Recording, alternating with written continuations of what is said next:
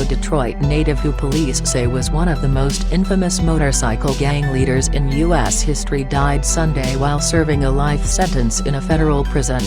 Harry Taco Bowman, the former leader of the Outlaws motorcycle gang who reportedly got his nickname because he looked Hispanic, died Sunday in the Federal Medical Center in Butner, North Carolina, the Federal Bureau of Prisons confirmed Wednesday. He was 69.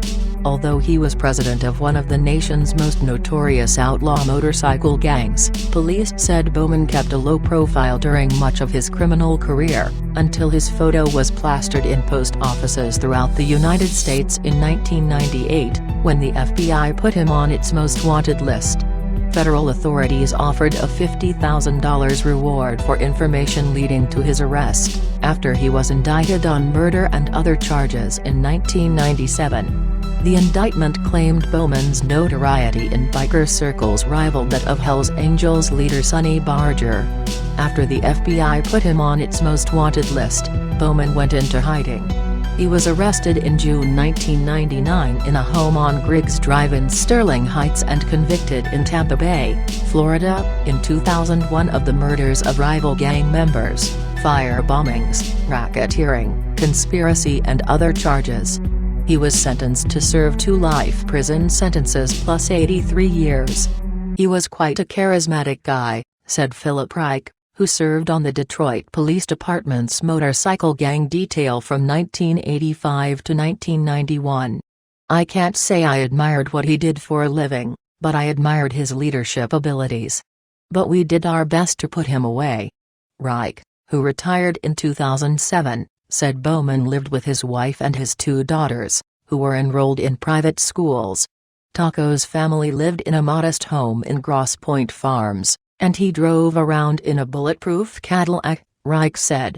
He was a very interesting, bright guy. Bowman was raised in Street Clair Township and graduated from Port Huron Catholic High School. He became president of the Detroit Outlaws in 1970 and worked his way up the hierarchy until he was named national president at a leadership meeting in Joliet, Illinois, in February 1984. The Outlaws were one of the largest outlaw motorcycle gangs in the country. They were involved in drug trafficking, prostitution, extortion and other crimes, according to police. In 1992, FBI agents met with Bowman in a parking lot on Detroit's East Side to warn him they had information that Detroit mobsters had put a contract out on his life.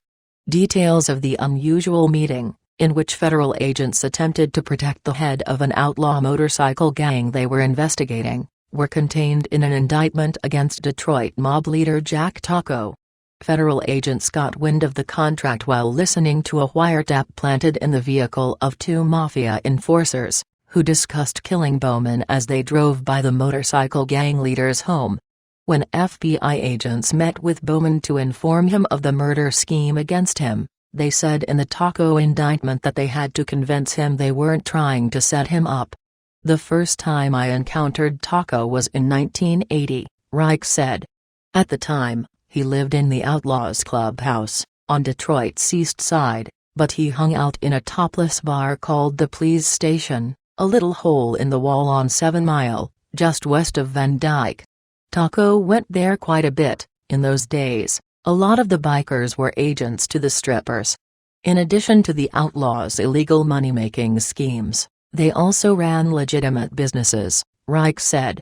They had a shop in the Eastern Market, off Russell, a little warehouse where they stored bikes, he said. Then they had a motorcycle repair facility and a t-shirt shop.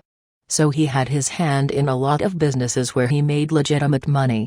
One popular t-shirt design that Bowman sold featured 2 pistols pointing at the Renaissance Center with the caption, "Visit Detroit, Murder City." Reich said Bowman had a long-standing feud with Barger over whether the Outlaws were superior to the Hells Angels.